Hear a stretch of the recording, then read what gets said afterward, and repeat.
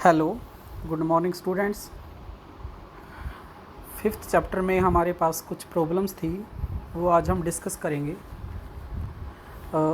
ये हमारे पास एक क्वेश्चन था, a vector field is given by this, evaluate the line integral this along the curve this. तो हमारे पास लाइन, सबसे पहले यहाँ पे लाइन इंटीग्रल की बात है। तो उन्होंने जिस कर्व के ऊपर बात बताई है वो क्या है, x square plus y square is equal to a square. Parametric equation आप निकाल सकते हो, मैंने बता दिया था आपको कैसे निकालते हैं। ये हमारे पास क्या है, रेडियस। तो x is equal to r cos of t होता है, तो r कितना हो गया हमारे पास, a हो गया। As well as y is equal to a sine of t, z हमारे पास 0 है। r वेक्टर हमारे पास क्या होता है, एक्स आई वाई जे जेड की। ओके, z यहाँ पे 0 है तो z 0 हो जाएगा। एज वेल एज dr क्या हो जाएगा, D X I D Y J D Z J. तो z अगर 0 है तो हमारे पास डी जेड भी 0 हो जाएगा। पहुँचते हैं हम फार्मूले की ओर। क्या था, क्लोज्ड इंटीग्रेशन था हमारे पास, F dot D R. F की वैल्यू ये हमारे पास दी हुई है उन्होंने, और इनटू में डी आर हो गया। क्या करेंगे, डॉट प्रोडक्ट ले लेंगे इसका, डॉट प्रोडक्ट के बाद ये वैल्यू आ गई हमारे पास। यहाँ पे मैंने आई लगा रखा है, ये गलती से लग गया, आप इसको रिमूव कर लेना। हाँ जी, हमारे पास ये आ गया। अब इसको ओपन कर दिया मैंने। ओके, मल्टीप्लाई करने के बाद ये आ गया।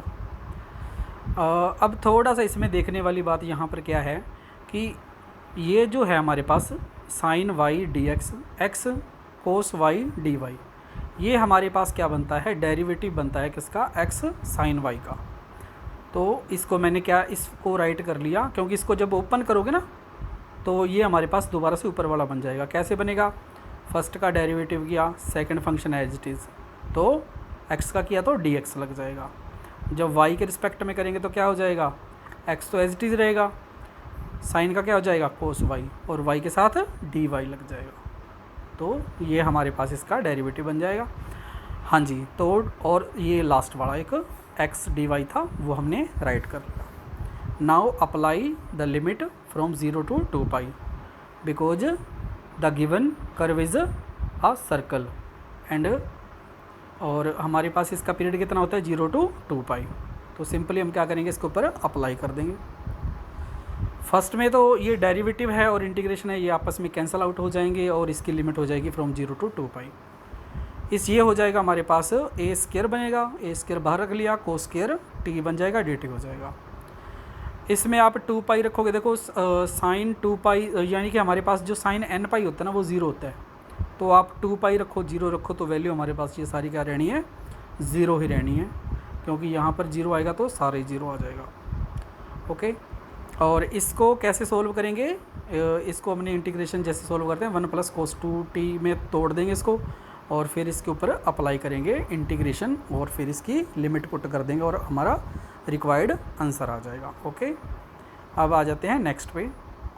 एक क्वेश्चन ये था हमारे पास, ये हमारे पास क्या था, सरफेस इंटीग्रेशन का।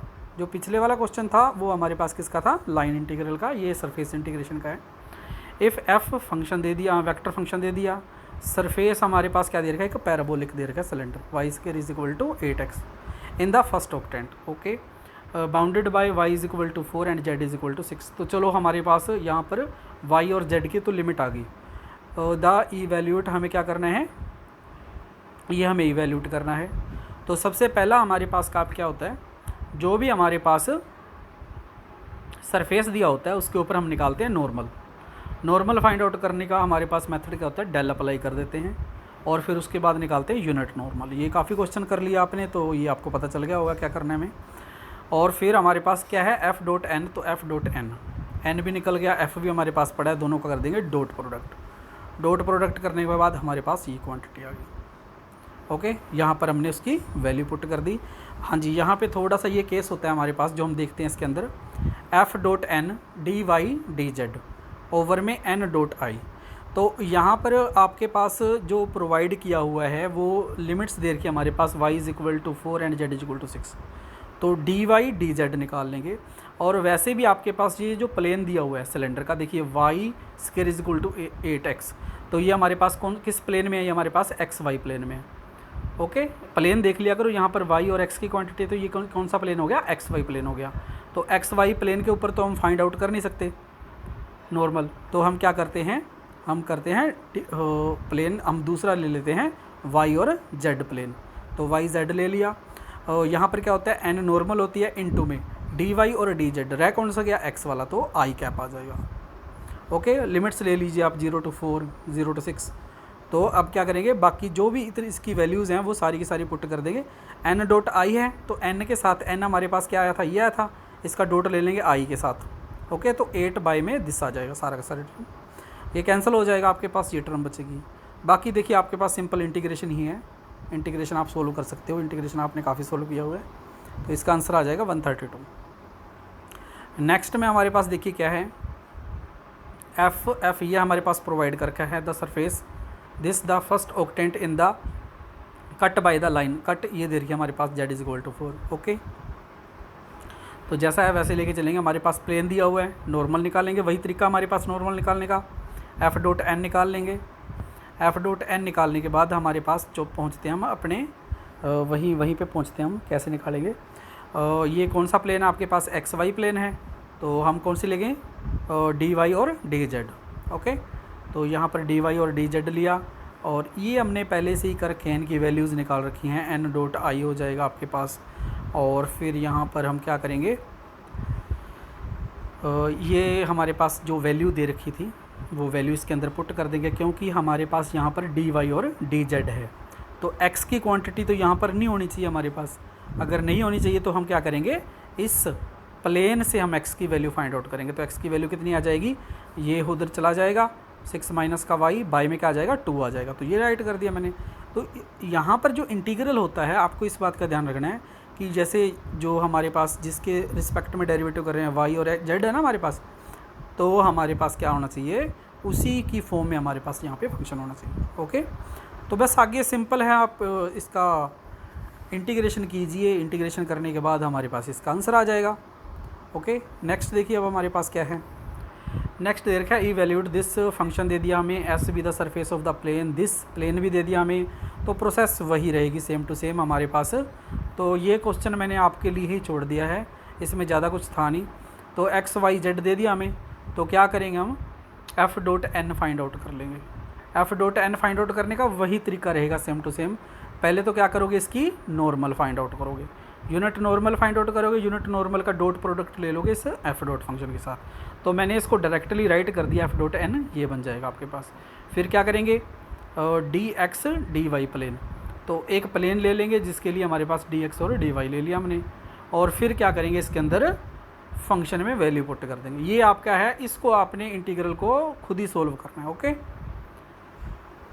नेक्स्ट हमारे पास क्या है, एक ये क्वेश्चन दिया हुआ था इवैल्यूएट, ये हमारे पास ट्रिपल इंटीग्रेशन का है क्वेश्चन। ट्रिपल इंटीग्रेशन इजी था, मैंने देखा था उसके अंदर कि सिंपल आपको इंटीग्रेशन का ही नॉलेज होना चाहिए। क्या करना है, फाई हमारे पास स्केलर पॉइंट फंक्शन दे दिया, वी द रीजन हमें bounded by this plane, plane हमें प्रोवाइड कर दिया।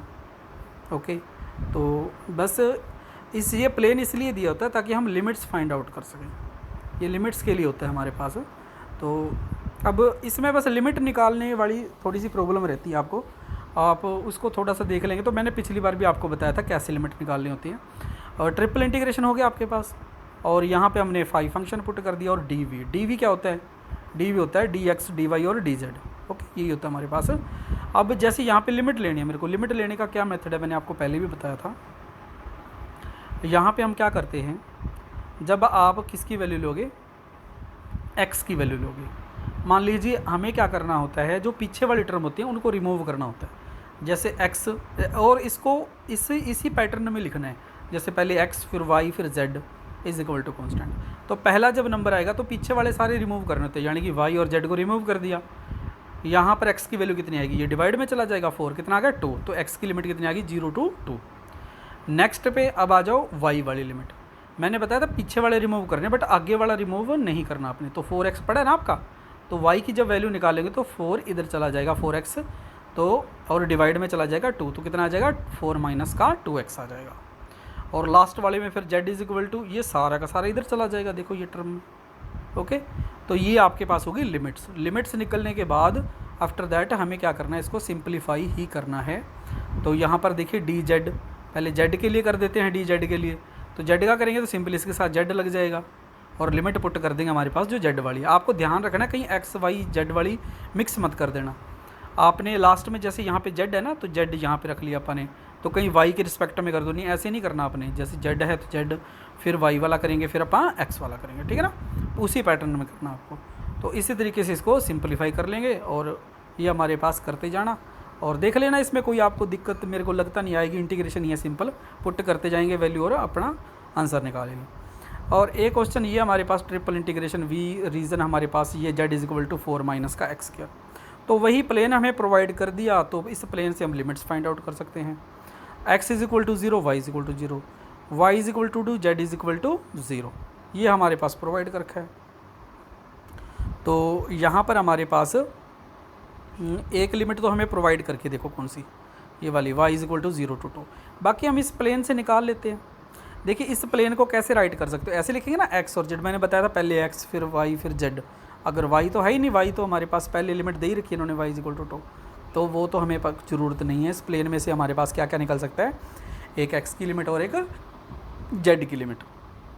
तो मैंने बताया था आपको क्या करेंगे, पीछे वाला रिमूव कर देंगे, x square is equal to 4, x की वैल्यू 2, यानी कि एक्स की वैल्यू क्या हो जाएगी, लिमिट फ्रॉम 0 to 2। वाई की वैल्यू उन्होंने दे रखी है, वाई लिख दिया हमने।